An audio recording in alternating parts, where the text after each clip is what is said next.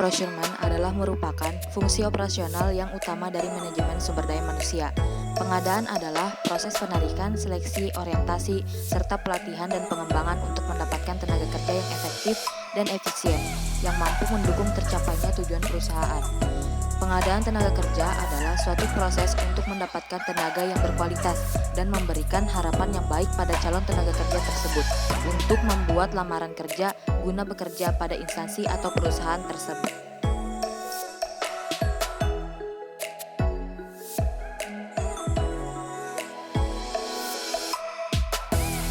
Tujuan pengadaan tenaga kerja ada 5. Yang pertama, menyediakan sekumpulan calon tenaga kerja atau karyawan yang memenuhi syarat.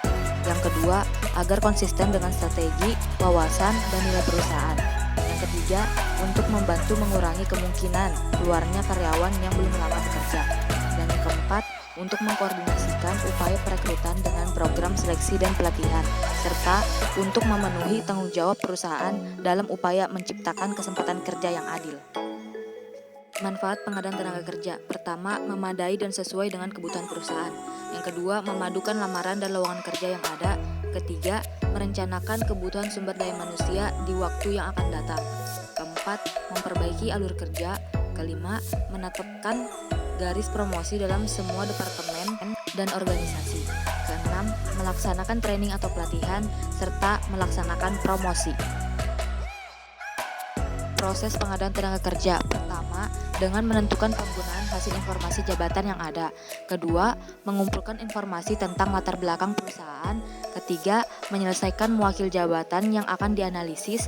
Keempat, mengumpulkan informasi analisis jabatan, lalu meninjau informasi dengan pihak-pihak yang berkepentingan.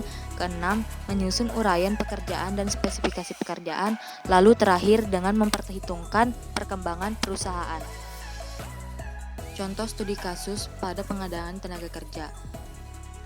Manajer perusahaan NHY memberitahu bahwa akan membuka perekrutan tenaga kerja untuk kepentingan bagi keberhasilan organisasi. Menurutnya sendiri, bagian yang paling sulit adalah untuk mengidentifikasi kualitas yang diperlukan untuk sukses, menemukan individu dengan kualitas-kualitas dan pada akhirnya memilih merekrut mereka.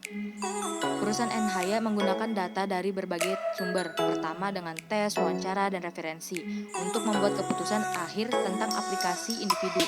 Dengan mencoba memastikan apakah individu akan sesuai dengan kebudayaan dan sistem perusahaan, sementara itu tidak analitis pengujian. Jika belum ada sepotong data pun untuk membuat keputusan, sering waktu perusahaan NHY telah mengembangkan database yang luas pada proses perekrutan dan